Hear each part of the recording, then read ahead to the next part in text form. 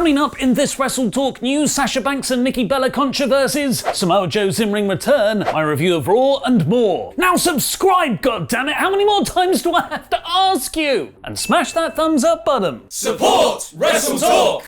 Sasha Banks is one of the most popular wrestlers online ever, with a very passionate 2.1 million followers on Twitter and 5.1 million on Instagram. How passionate, you ask? Find out for yourself by posting something slightly negative about her, because they will destroy you and everything you love. But what happens when Sasha stans go up against COVID vaccine supporters? Screenshots have emerged of Banks allegedly liking various anti-vaccine and anti-mask posts, as well as allegedly following an anti-vaccine and mask account from Orlando. Fans didn't take kindly to the news, with some calling for her to be cancelled from her starring role in The Mandalorian, following Gina Carano's removal from the show for controversial posts she made last year. Others voiced their devastation, while some reminded people not to idolize celebrities. Hopefully this is all just a big misunderstanding, because it sure would be embarrassing for all those vaccine awareness campaigns WWE have been running.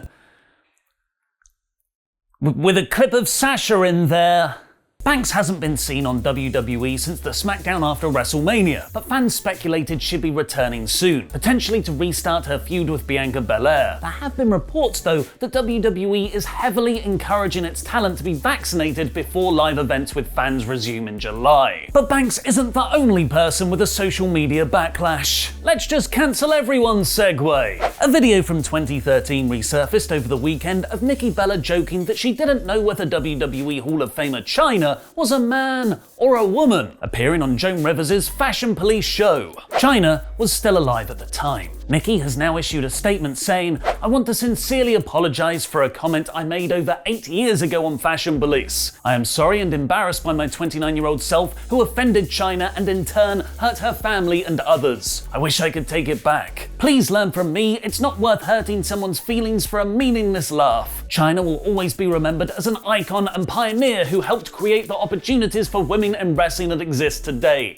Thank you, Chyna." Chyna's official Twitter account, which is still running despite her passing, which will never not be super creepy, has called for people to stop attacking Nikki Bella, noting her apology has been passed on to Chyna's family and that Chyna herself believed in forgiveness. So we probably all should too. Samoa Joe has confirmed on Ryan Satin's Out of Character podcast that he's absolutely working on getting cleared for an in-ring return. Joe had been out of action since February 2020 due to multiple concussions, providing commentary for Raw, wearing a poncho at WrestleMania, and then being released in April. Triple H was reportedly not pleased with Joe's release as he wanted him back in NXT, and now Joe has corroborated those reports, revealing, "A few hours after the release I get a call from Hunter and it all changed. We had a brief conversation which was like, give us a little time, I'll work out. We'll be talking soon." It led to my return back to NXT. But the return wasn't just an on-screen one, as Joe also revealed he is working in the scouting department and doing more administrative things behind the scenes. It seems Joe is another addition to Team Hunter down in NXT, readying for an eventual main roster invasion.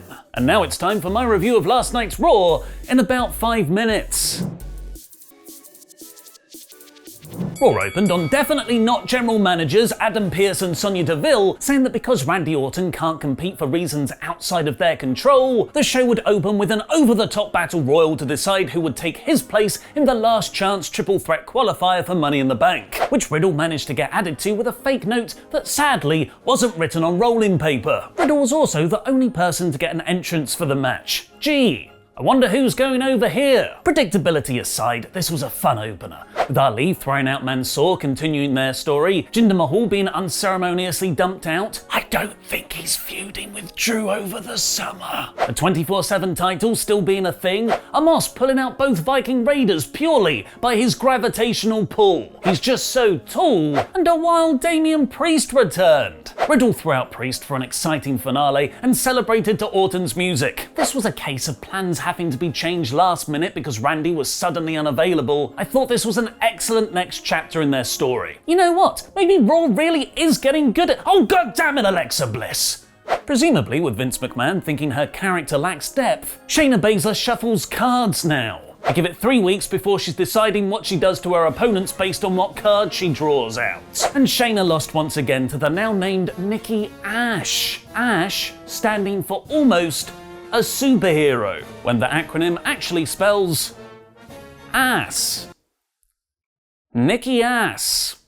Bliss kicked Reginald in the dick during all of this. Kofi Kingston cut a solid in-ring promo demanding respect for Xavier Woods and vowing revenge on Bobby Ashley, who MVP revealed was also off the show enjoying a much-deserved vacation. How do you expect the writers to know his name if he's not there? MVP did the usual Hurt Business shtick of wearing suits and being like, "We're cool," and then got kicked in the face by Kingston, a lovely bit of babyface revenge after they took out Woods last week. Continuing their everything in the women's division is absolutely abysmal right now theme, Doudrop squashed both Naomi and Asuka in 2 minutes in an effective handicap match when Eva Marie refused to tag in. Eva announced herself as the winner, and Asuka and Naomi continue to be buried for other people's crap storylines. Ricochet and John Morrison had a very good showcase for them being in Money in the Bank next, with Ricochet hitting a Hurricane Rana on Morrison off Miz's wheelchair, and a great double count-out finish for a change, Ricochet hitting a top rope crossbody on Morrison sitting on the barricade. There better not have been a crash mat behind them, because I only like wrestling when it causes actual harm to the performers. Charlotte Flair tagged with Natalya and Tamina against Rhea Ripley, Mandy Rose and Dana Brooke, combining 2 wooden storylines and therefore doubling the amount I didn't care. They tried their best with fast action to overcome the lack of babyface and heel psychology. Charlotte won and Rhea cheap-shotted her and ran off afterwards. Congratulations to John Cena for having the #1 film in Taiwan. Jackson Riker beat Elias in a strap match that went about 2 minutes. I do quite like Riker's intensity, but I don't see him getting over with live fans. Damian Priest told Riddle that Randy is just lucky to have Matt as a friend. I'm surprised he didn't mention his friend Bad Bunny at least 4 times in this promo. Drew did his latest episode of McIntyre's Scottish History podcast. You can download it wherever you get your podcasts from. And the main event saw him take on AJ Styles and Riddle, with the winner getting the last Raw spot at Money in the Bank in a bloody fantastic match. It had a great structure of 3-way, someone getting taken out, singles match, back into a surprise 3-way format. Firstly, AJ and Riddle put Drew through the commentary table, giving us Riddle versus Styles and an amazing spot where AJ caught Riddle's RKO attempt into a burning hammer. Drew then returned from the dead and rammed AJ into every single barricade. Say what you want about Drew, but he brings it every Monday night. Riddle got escorted out when he injured his foot kicking the steel steps. WWE once again teasing me with the straight up AJ Styles versus Drew McIntyre singles match they never seemed to give me, and then the finish came when Riddle limped down, almost had it won with an RKO, but Amos pulled AJ out and Drew hit Matt with a Claymore to win.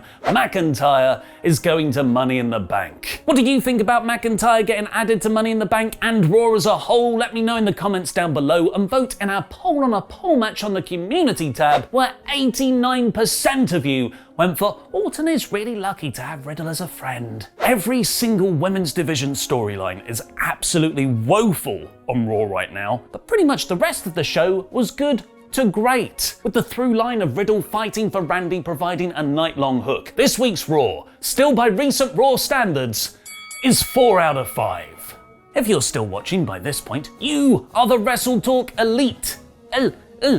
Elite, which means you get all the best WrestleTalk news. We're currently looking for a new writer for WrestleTalk.com. The requirements are: you have to live on the West Coast for time zone reasons. You need journalism experience, a great knowledge of wrestling. You're available to work late and weekend shifts. You're over 18 and fluent in English. You must meet all of those criteria to be considered, so please don't apply if you don't. You can find out how to submit your CV by going to the WrestleTalk.com link in the video description below. And for everyone else, go to WrestleTalk.com anyway to find out all the latest wrestling news. Ladies and gentlemen, AEW cares about their fans.